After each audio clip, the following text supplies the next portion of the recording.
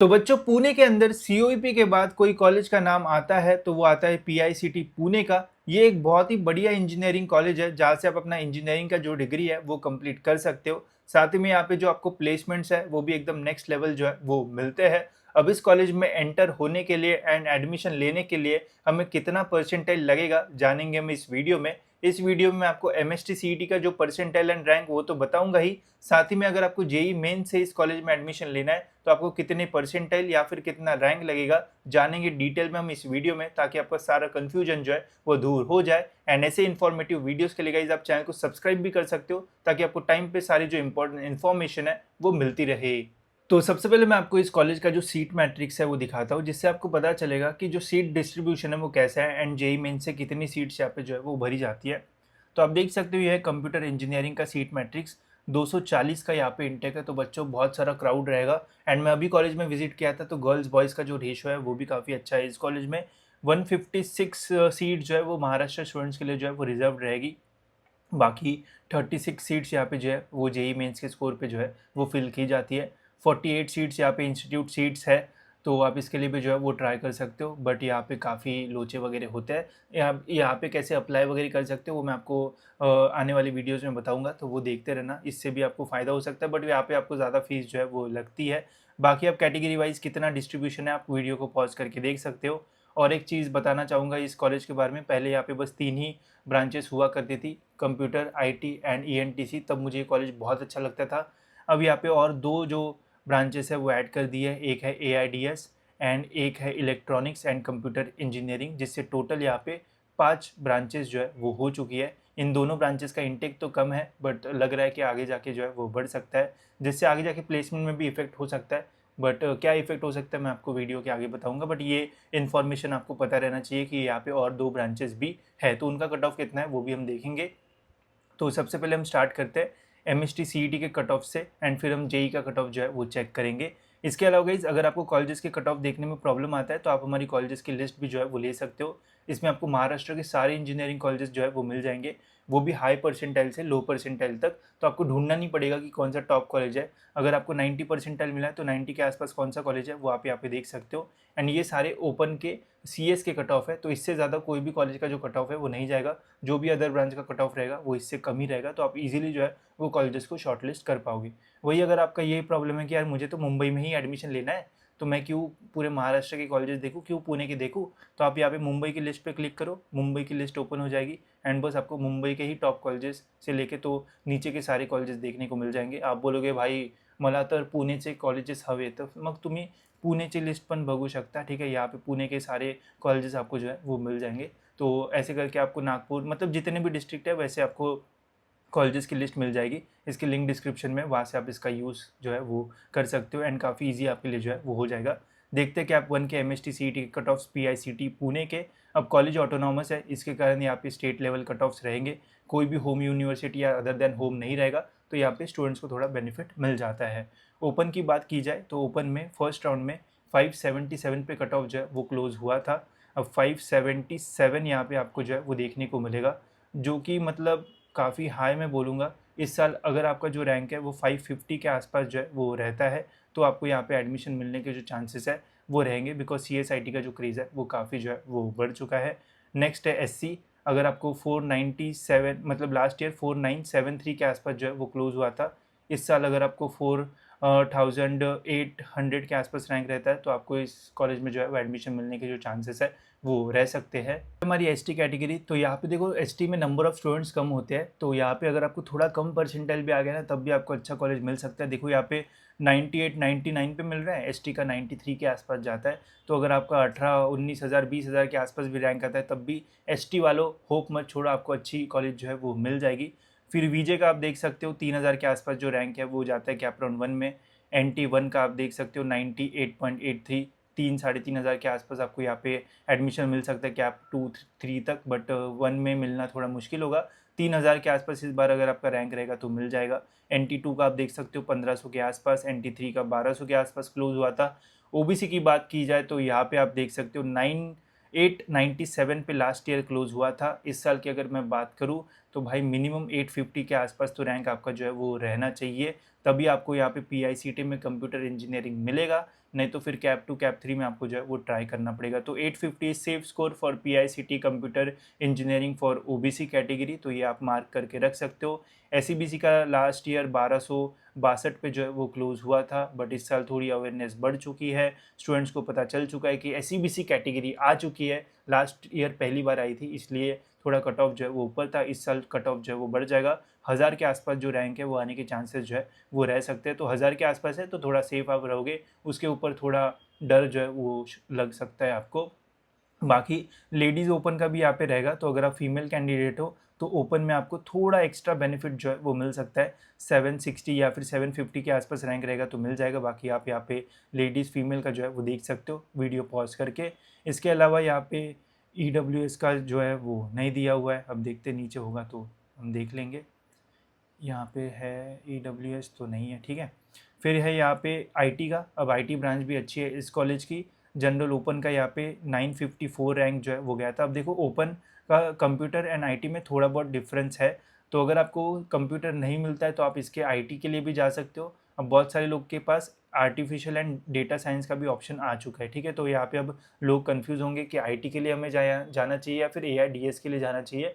तो इसके ऊपर हम जो ब्रांच कंपैरिजन का वीडियो है वो बनाएंगे, जिससे आपके डाउट जो है वो क्लियर हो जाएंगे। अब कट ऑफ पे फोकस करते हैं। SC का यहाँ पे 6610 के आसपास जो है वो क्लोज हुआ था। ST का 27,000 कम रहता है इसका, ठीक है। OBC का अगर हम देखते हैं तो 1230। तो अगर आपको यहाँ पे IT चाहिए तो इस साल मैं बोलूँगा कि 1100 के आसपास अगर आपका रैंक रहेगा तो यहाँ पे आपको जो है वो एडमिशन मिल सकता है। IT में कैप राउंड 1 में ही, कैप 2 कैप 3 में 1200 के आसपास सेफ रैंक आपका जो है वो रहेगा। बाकी कैटेगरीज़ का आप यहाँ पे जो है वो देख सकते हो। फिर लेडीज़ का भी आप जो है वो यहाँ पे चेकआउट कर सकते हो, ठीक है। फिर डिफेंस वो यहाँ पे दिया हुआ है तो वो भी आप चेक कर सकते हो। फिर फिजिकल डिसेबिलिटी कुछ होगी तो उसका भी यहाँ पे जो कट ऑफ है वो कैटेगरी वाइज जो है वो दिया हुआ है। नेक्स्ट है फिर AINDS, जिसमें कन्फ्यूजन हो सकता है। तो देखो ये भी ब्रांच अच्छी होती है, ऐसा नहीं कि यहाँ पे प्लेसमेंट नहीं होगा, बट ये किसी ने देखा नहीं कि कितना होता है, बिकॉज अभी अभी ये जो ब्रांचेस है वो आई है, तो कितना प्लेसमेंट होगा ये जब पहला इनका प्लेसमेंट के लिए बैच निकलेगी तभी हमें जो है वो पता चलेगा। अब यहाँ पे कट ऑफ जो है वो IT के आसपास ही जाता है। अब यहाँ पे 954 है एंड यहाँ पे 1089, तो काफ़ी आसपास है। इस साल भी 1000 के आसपास जो रैंक है वो जाने के चांसेस जो है वो रह सकते हैं। SC का है ऑलमोस्ट 6500 के आसपास, ST का काफ़ी कम। फिर आप देख सकते हो OBC का है 1172। अब देखो यहाँ पे OBC का था 1230 एंड यहाँ पे 1170, मतलब काफ़ी सारे लोगों ने AIDS को जो है वो चूज़ किया था एज़ कम्पेयर टू IT। तो ये भी एक बहुत बड़ी चीज़ हमें यहाँ पे जो है वो देखने को मिल रही है। तो आपका प्रेफरेंस जो है वो थोड़ा बहुत चेंज हो सकता है इन दो ब्रांचेस के आने के कारण, ठीक है। बाकी आप यहाँ पे कैटेगरी का कट ऑफ जो है वो देख सकते हो। देन है ENTC ब्रांच। अब जितना मैंने PICT के स्टूडेंट से बात की, ENTC वालों की सबसे ज़्यादा ली जाती है इस कॉलेज में, बिकॉज पता नहीं यार, पता नहीं क्या है कि यहाँ पे जो अटेंडेंस का प्रॉब्लम है वो आता है, एंड स्पेशली ENTC ब्रांच में ये प्रॉब्लम जो है वो कंटिन्यू होता है टिल फाइनल ईयर। अब ये आप PICT के स्टूडेंट से भी बात करके पूछ सकते हो, मैंने तो बात की थी तो ये पता चला था। अब ENTC में यहाँ पे देखो कट ऑफ थोड़ा कम है, 2000 के आसपास यहाँ पे जो रैंक है वो जाता है ओपन का। तो IT CS IT एंड जो AI है तो यहाँ पे 1000 के आसपास ओपन का जो है, या फिर इसके नीचे ही जो है वो रहेगा। एंड ENTC का 2000 के आसपास है। बाकी फिर SC का 12000, ST का तो 42,000, VJ का 6841। एंड ये जो रैंक्स है वो भी आपको पता चलेंगे जब हमारी मेरिट लिस्ट आएगी। तो एडमिशन प्रोसेस स्टार्ट होने के बाद आपको रैंक पता चलेगा, तो उसका वेट आपको करना पड़ेगा। फिर OBC का देख सकते हो ऑलमोस्ट 3000 को टच कर ही दिया था, बस 100 रैंक का डिफरेंस बच गया था। तो 3000 के आसपास भी अगर आपको रैंक मिलता है तो PICT में ENTC आपको जो है वो मिल सकता है। एंड मैंने ये बात बोल दी अटेंडेंस की, तो हो सकता है और भी कट ऑफ कम हो जाए, ठीक है। तो देखते कि क्या होता है। अब ये है बाकी कट ऑफ।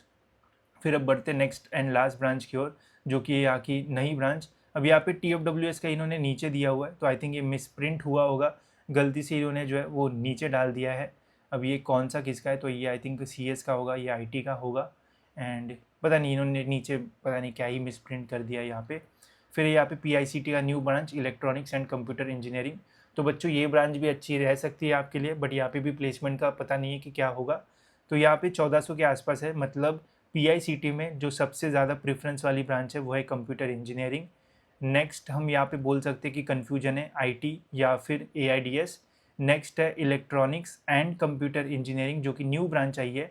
एंड फिर है यहाँ पे ENTC, मतलब फर्स्ट प्रेफरेंस ये, सेकंड थर्ड इसमें जाएगा, फोर्थ इसमें एंड फिफ्थ सबसे कम प्रेफरेंस ENTC है PICT में, ठीक है। तो ये आप यहाँ पे देख सकते हो। बाकी यहाँ पे इलेक्ट्रॉनिक्स का प्लेसमेंट आप देख सकते हो, ये इलेक्ट्रॉनिक्स एंड कंप्यूटर इंजीनियरिंग 1400 के आसपास, फिर SC का 8000 के आसपास, OBC का अगर हम यहाँ पे देखने जाए तो 1700-1800 के आसपास। इस साल अगर आपको 1500 रैंक मिलता है तो OBC से ज़रूर ये मिल जाएगा, बिकॉज CSIT में क्रेज़ बढ़ चुका है। जिनको C++ का हेलो वर्ल्ड लिखना नहीं आता है उसको भी CS चाहिए, ठीक है। तो ऐसी बात हो चुकी है। तो जिनको इंटरेस्ट है तो वो तो छोड़ ही दो, जिनको इंटरेस्ट नहीं है वो भी पागल जैसे भिड़ जाएंगे कंप्यूटर पे। तो ये प्रॉब्लम होगा एंड इससे आपको प्रॉब्लम होगा, ठीक है। तो बाकी कट ऑफ सब यहाँ पे जो है वो देख सकते हो। तो ये था अपना MST CET का। अब देखते हैं कि JEE में कितना जो चेंज है वो आता है एंड कितना है यहाँ पे कट ऑफ हमें देखने को मिलता है। तो JEE मेन से एडमिशन तो होता है, ये तो मैंने आपको दिखा दिया। तो JEE मेंस का सबसे पहले हम देखते हैं इलेक्ट्रॉनिक्स एंड टेलीकम्युनिकेशन का।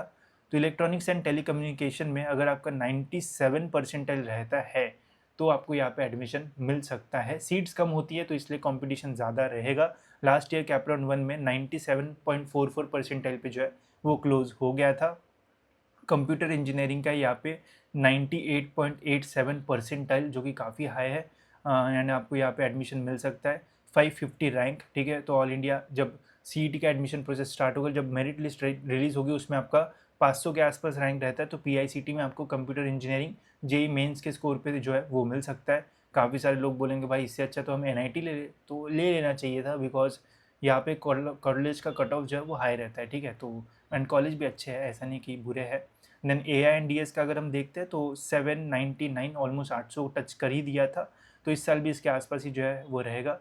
And electronics and computer engineering का 98 1120, ठीक है। तो सबसे ज़्यादा यहाँ पे भी CS कंप्यूटर इंजीनियरिंग का है।